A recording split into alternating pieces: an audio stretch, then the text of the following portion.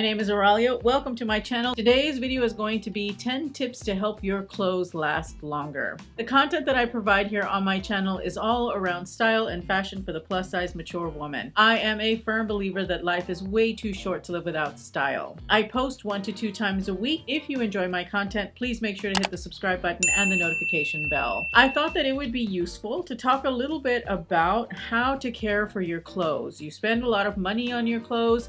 Maybe you buy some expensive things, maybe you don't buy expensive things, but regardless, even if it's an inexpensive item, it still deserves the same love and care that you would give your most expensive item.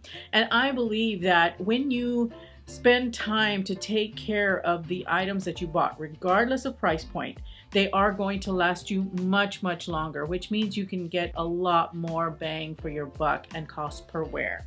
Some of these are going to be basics, some of them maybe not so basic, but let's go ahead and dive in. The first tip that I have for you is, I think, probably one of the most important tips, and that is practice cognizant shopping. And what I mean by that is pay attention to what you're buying. This is kind of a no-brainer as far as building a classic wardrobe. I've talked about this time and time again.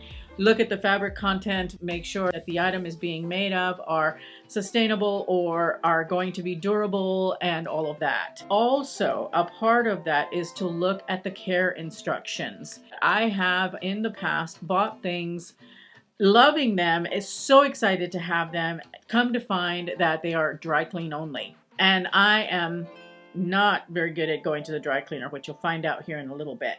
So make sure that you are paying attention to the garment care instructions to make sure it is something that you can sustain and that you can do. The next tip is all around washing and drying your clothes. All of my clothes are washed in cold water because 1, it is better for the planet, and 2, it is better for the fibers of your garment. I wash my hand washables. I put them into the hand wash cycle on my washing machine. Thankfully, my washing machine has a hand wash cycle, and what that does essentially is it will have very, very, very, very limited agitation. That is the killer of any kind of delicate fabric, is heavy, heavy agitation and heavy spin cycle. And I find that that's a huge time saver, because if I've got hand washables that I actually have to wash by hand, I'm super lazy and I won't do it. If your machine doesn't have the hand wash cycle, then you want to go ahead and make sure that you are washing these things in cold water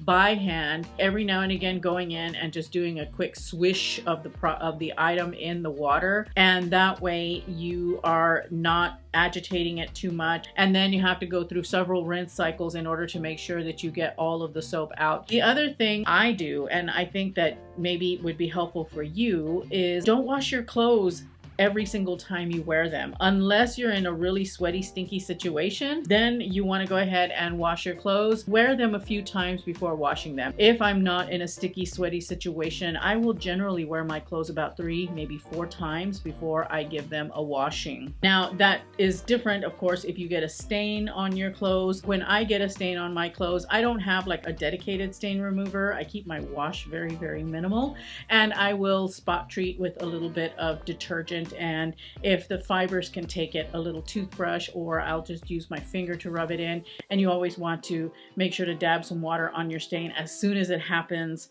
to avoid it from setting into the fibers. As far as drying, the same holds true. Everything other than underwear and knits that I don't really care about, you know, that are kind of like my everyday knits, and pajamas, loungewear, things like that, I will put those in the dryer, but everything else gets air dried. I hang dry my button down shirts. I will use a drying rack to do my Everlane t-shirts, to do any kind of my finer knits, my sweaters. None of that goes into the dryer. It all gets air dried in some way, including denim. I will wear my denim probably 4 or 5 times before I wash them. If you don't ever want to wash your denim, one trick that you can use is to fold them up and put them in the freezer for a few days. That will kill out any of the bacteria. As far as washing and drying, those are the tips that I would suggest that you might want to try. And for detergents, well, like I said, I keep my laundry very, very simple. I don't have a lot of unitaskers when it comes to what I have in my laundry. I use Cheer laundry soap because it is really, really good with color. It doesn't cause fading as bad as some of the other detergents that are out there. And I use Bounce dryer sheets if I'm drying something in the dryer. I don't want 20,000 products to have to do just one little thing for my laundry. If you do want a detergent that is better for delicates, I will say that Woolite is a good choice. It does very well for delicates. Use a lingerie bag for your really super delicate items. So for me, I like wearing underwire bras, and so I have to keep them protected. Agitation will destroy the wires in your bras, but I find that anything like that, really small, very delicate, that you want to protect, really should go in a lingerie bag. My next tip is around folding and hanging. So I do not hang my sweaters or my t-shirts. Those always go folded in a drawer. And I do that because I do not like having the little hanger marks on my sweaters. You know, those little bumps that you get that you have to use a steamer in order to get out. They kind of distort the fibers in that area of your shoulder. It will change how the garment looks, especially with sweaters, because sometimes sweaters are very, very heavy, and also they pull down and they end up getting kind of longer and misshapen. So I always fold up my sweaters and my knits. I hang my button down shirts and shirts like this one that I'm wearing that are made of like a rayon or a cotton or something like that. These can go hung. That's fine. Actually, it kind of helps with some fabrics. It helps the wrinkles to fall out a little bit. And I always hang my jeans. I don't fold my jeans. I keep my jeans in my closet hung so that way I can easily see them. I always use the little clip hangers for my pants because I just feel that they hang better that way. Another tip for folding and hanging is to make sure that you hang your clothes up after you have used them. Don't leave them lying around so that they can get wrinkled. I am guilty of this, but I do try and make an effort to hang my clothes in order to preserve them so that I don't have to worry about steaming them. I don't have to worry about them being wrinkled or getting cat hair or whatever the case may be. As far as dry cleaning, I alluded to that a little earlier, that I am super lazy when it comes to doing stuff like dry cleaning, even though I've got 3 or 4 dry cleaners around the office where I could easily drop stuff off and pick stuff up.